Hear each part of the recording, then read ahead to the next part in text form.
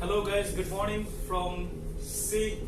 I had planned to share sea life, but this time due to COVID-19 I could not even go to shore for last 3 months. But today I got a chance to share some regarding sea life through an enthusiastic guy who was on board for last few days as a security in charge of this high risk area that we passed few days ago.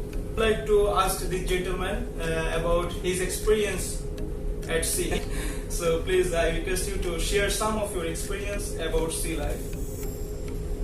Okay, I'm Steve. I've been in maritime for the last 4 years, but I go to different vessels every between 6 and 7 days.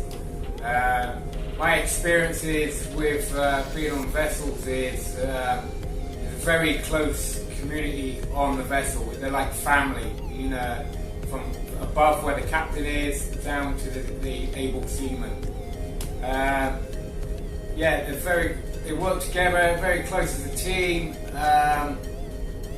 and they work long hours. From my experience, I think the contracts are very long for them, you know, because some of the blokes do up to 8 months, and with this COVID-19 at the moment, blokes are doing even longer, and you know, it's a big problem you can see at sea. You know, seamen at the moment are getting very exhausted, and they can't get home. For me, but looking at all the vessels I've been on, the blokes, you know, they're all still happy, they still get on with their work, you know, and they're still that close connect family at the sea.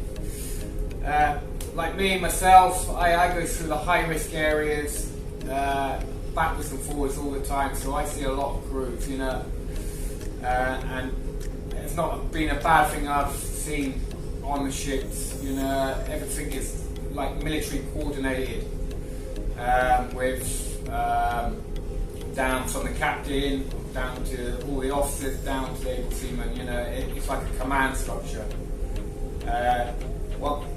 They get told to do something from the office, it gets passed down the chain of command. It's exactly the same sort of thing as the military. Do the job, then it's passed back up the command and back up to the office.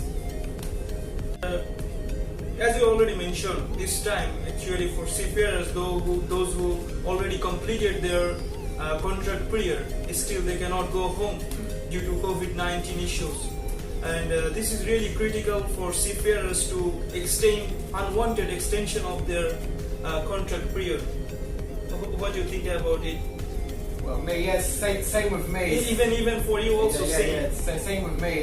You know, my contract's finished, but due to circumstances, I can't get home. Yeah. So it's that mentality you've got to have, and you've got to just crack on. You've got to carry on with your work. You know, you can't be down in the dumps. We all want to go home, but we can't. You know, and probably the safest place at the moment is at sea. You know, and for me, like we say, you know, contracts are long at the moment for the blokes, but there's nothing we can do.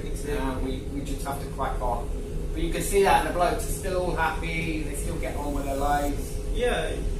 You know. You have to still follow the company's procedures, and you have to be patient. No other way actually. And only one thing you cannot do, you cannot give off. We have to accept the challenges. He has like more than 40 years. He was in UK military, and I believe he can share some of his experience. Yeah, well, I joined the military at 1991. I joined 1991. Yeah. That time he was 16 years old. 16 years old. Yeah, I done training through there, and I joined my regiment. I've been all over the world. You know, I've travelled, done lots of events training, And operations. for your missions also. Yeah, operations as well, all over the world. Did you have experience with Taliban?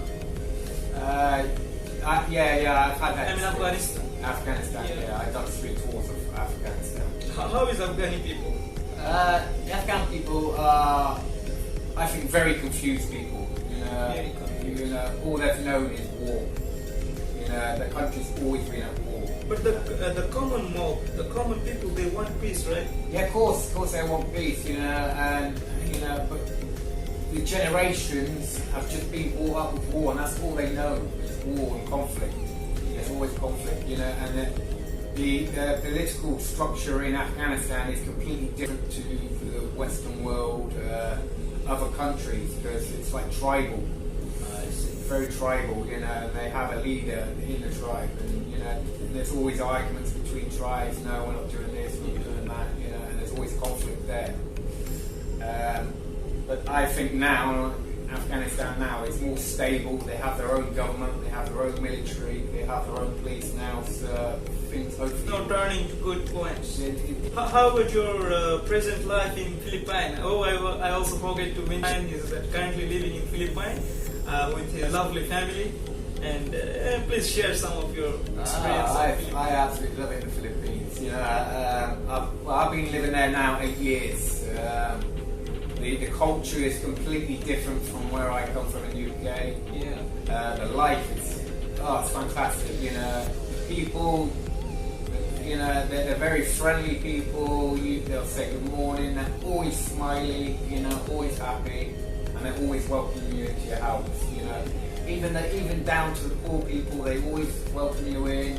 They'll give you what they have. You know, whatever they have. Yeah, they'll always put their guests first before they do themselves. You know, which is, you know, for you mind blowing. Eh? Yeah, it's very mind blowing. You know? But usually people leave country like Philippines and they go to UK to live a better life. Yeah. But this guy, he chose Philippines to get a better life over there.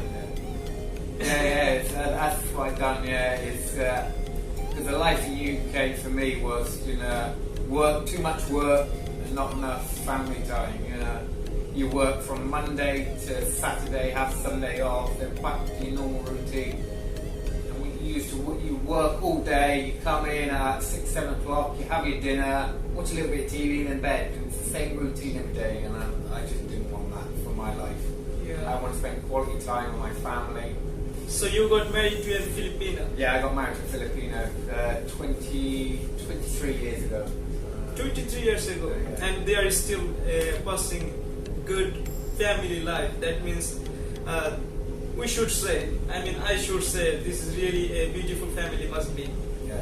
So coming back to our point, he is also, as I said, he's not typical seaman, but he is also having contracts of like 6 months at sea.